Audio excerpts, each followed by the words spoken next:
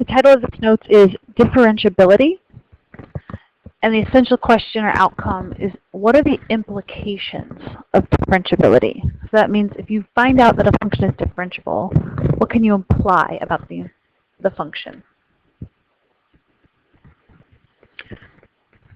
Okay, so f prime of a, that means the derivative of a, might exist, and there's 4 places where a derivative does not exist.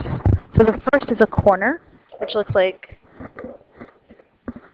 let's sketch a corner. That's an example of a corner. So at the corner, that function does not have a derivative. And it does not have a derivative because you'll remember that a derivative uses a limit. And you can see here that the slope on the left side and the slope on the right side are very different. The slope on the left is negative and the slope on the right is positive. So you can imagine the left side has a negative limit, the right side has a positive limit. And if the left and right side limits aren't the same, the limit does not exist or the derivative does not exist.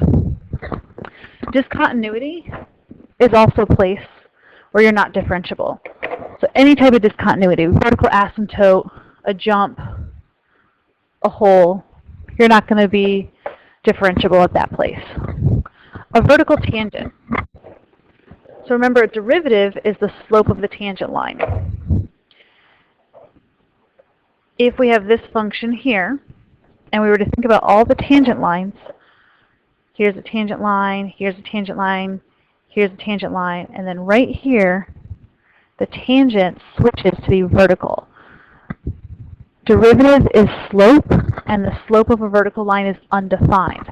So if derivative is slope, and this slope is undefined, the derivative is undefined. So the derivative does not exist at a vertical tangent. A cusp is another example. We don't see these a lot, but they do come up. A cusp, it's kind of like a corner, except a corner has straight pieces, and a cusp has nonlinear pieces. So one of the things you're going to be asked to do is you're going to be asked to find where is a function not differentiable. It's really helpful to picture the graph. And you want to think about the left and the right-hand derivatives at what I'm going to call interesting points in the graph. So take a look at this example. F of x equals the absolute value of x plus 3 minus 1.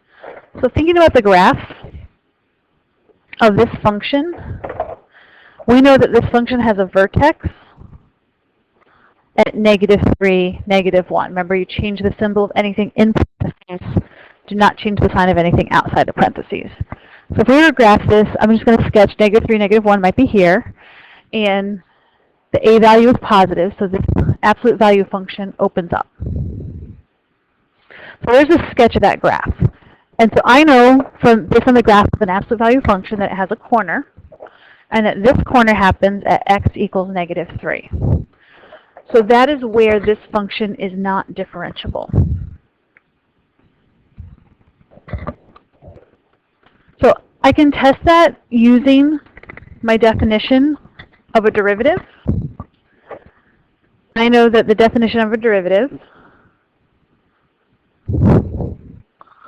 is the limit as h approaches 0 of the difference quotient. And just like how we have to look at limits from the left and the right, we also need to look at derivatives from the left and the right. So if I'm going to look at the derivative from the left, I'm going to take this limit as h approaches 0 from the left. So that will look like limit as h approaches 0 from the left of x plus h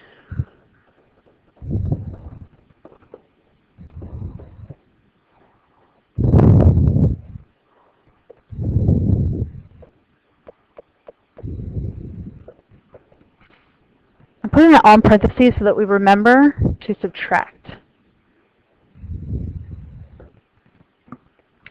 So -1 minus -1 cancels out.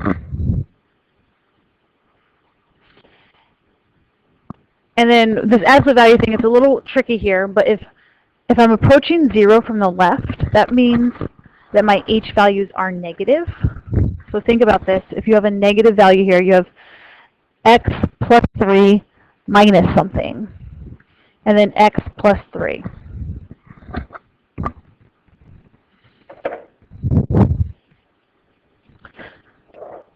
So I'm going along here. Let me just cancel out the 1s to start. See if this helps me at all. Okay. So I'm starting to feel a little stuck. I'm approaching 0 from the left. So I've got to think of all those algebraic techniques. So where I'm getting stuck is, how do I subtract things that are an absolute value? Well, we've talked about we can make it into a piecewise function, but that's starting to feel like a lot of work. So one of the strategies that I'm going to try is I'm going to say, hey, don't I have another rule for derivatives? This one got kind of complicated. So let me abandon this,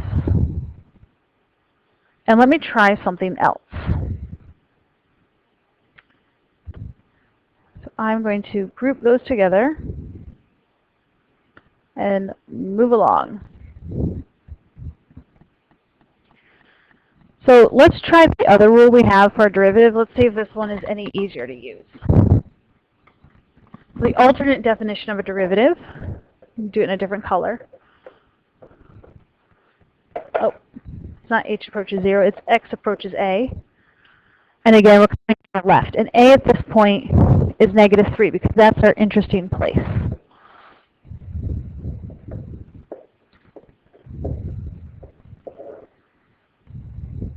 X minus -3. Remember, that's f of x minus f of a over x minus a. I think this one will be a little bit easier on us algebraically. So f of x is that minus f of -3. So plugging -3 into the function, -3 plus 3 is 0. And then 0 minus 1 is -1. All over minus a negative is positive. So that's already looking a lot better. Good thing we have that alternate definition. I can see in the numerator -1 minus -1 cancels out. So I have the limit as x approaches -3 from the left of the absolute value of x plus 3 over x plus 3. If I'm coming from the left side, thinking about that piecewise function, the absolute value is the negative piece. So that's how I can write it without an absolute value. And I see that x plus 3 over x plus 3 cancels out, and all I'm left with is that negative sign, which actually represents the number -1. So all of that was to say that the derivative from the left is -1.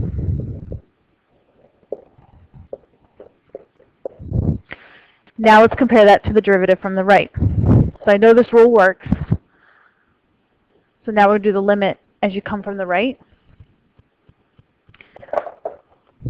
And I'm going to go ahead and just, I'm actually going to jump down. No need to do all that work again. All the algebra is going to be the same. This time, if I'm coming from the right, the numerator, the absolute value of x plus 3 on the right side of 3, anything to the right of 3 plus 3, anything to the right of -3 plus 3 will be a positive value. And see how those factors cancel out? So that is 1. So the derivative from the right is 1, but the derivative from the left is -1. So this is why we say it's not differentiable, because our left-handed derivative is -1 and our right-hand derivative is +1. Therefore, the limit as x approaches -3 altogether does not exist, because the left and right-hand limits are not the same. If the limit does not exist, and this is the definition of a derivative, then the derivative does not exist. And we say the function is not differentiable at the point x equals -3. Okay, so differentiability implies what we call local linearity. So all this is saying is that differentiability means that you have a derivative. Local linearity, break this vocabulary down, local just means extremely close.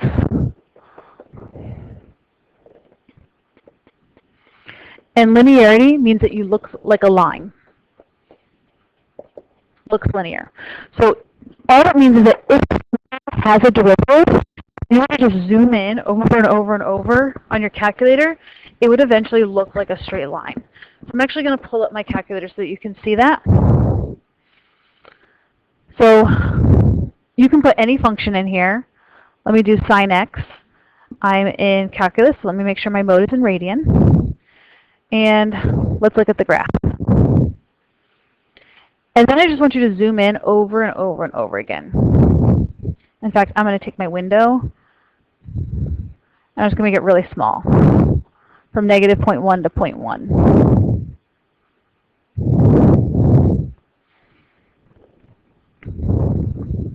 And already you can see, we know that this is a sine curve, but if I've zoomed in, this looks pretty much like a line. If I zoom out, you'll see it's still the sine curve. Oh, I'm confusing it. But as I've zoomed in more and more and more, it basically looks like a straight line. See, now I've zoomed out a little bit and it's starting to get curvy. It's the same thing. All I'm doing is changing the zoom. So local linear says that if you zoom in a lot, it looks like a straight line. So back to our notes. So you should write here, if you zoom in, it looks like a line. I'm not going to write that down, but you should. All right, so how do you find a derivative on the calculator? We know that sometimes we're allowed to use a calculator.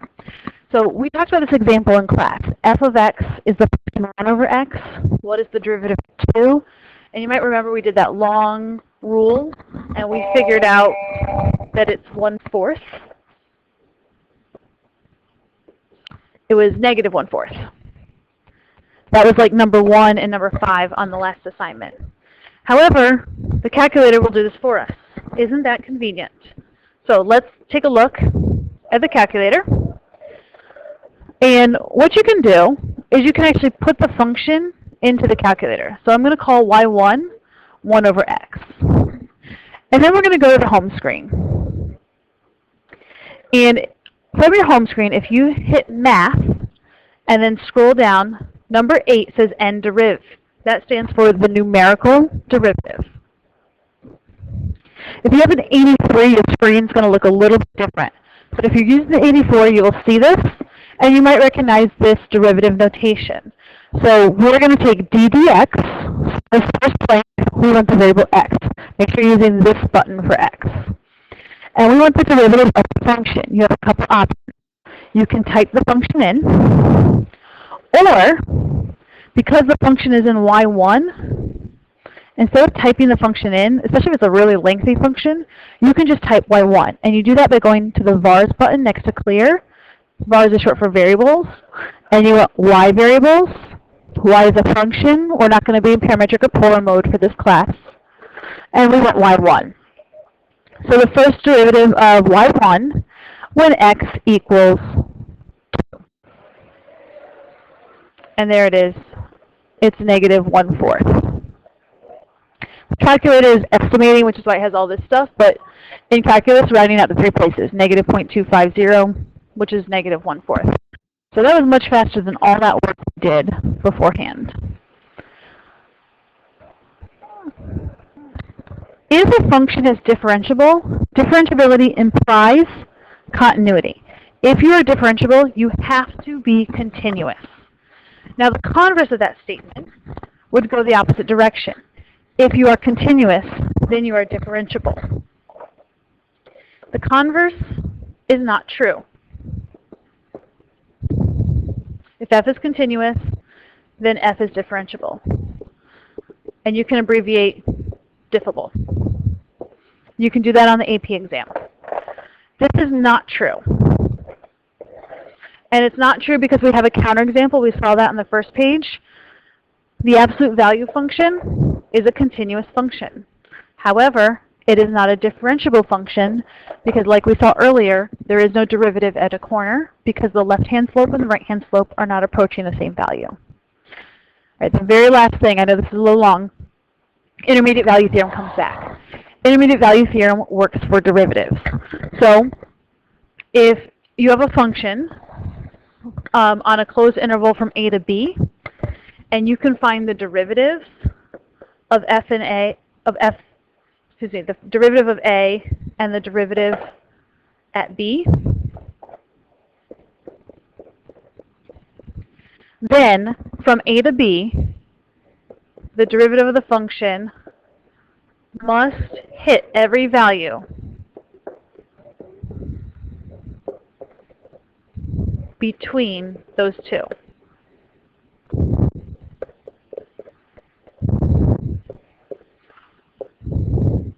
So for example, if I have some function, here's some random function, here's a, and here's b. I'm just going to make up numbers here, but let's say that the derivative at a is -1, and the derivative at b is -2. Is there a place where the derivative is -1.5? Absolutely. Somewhere on this interval between a and b, the derivative has to be -1.5 because -1.5 is between those values. That is all for these notes. Go ahead and be ready to bring them into class with your questions.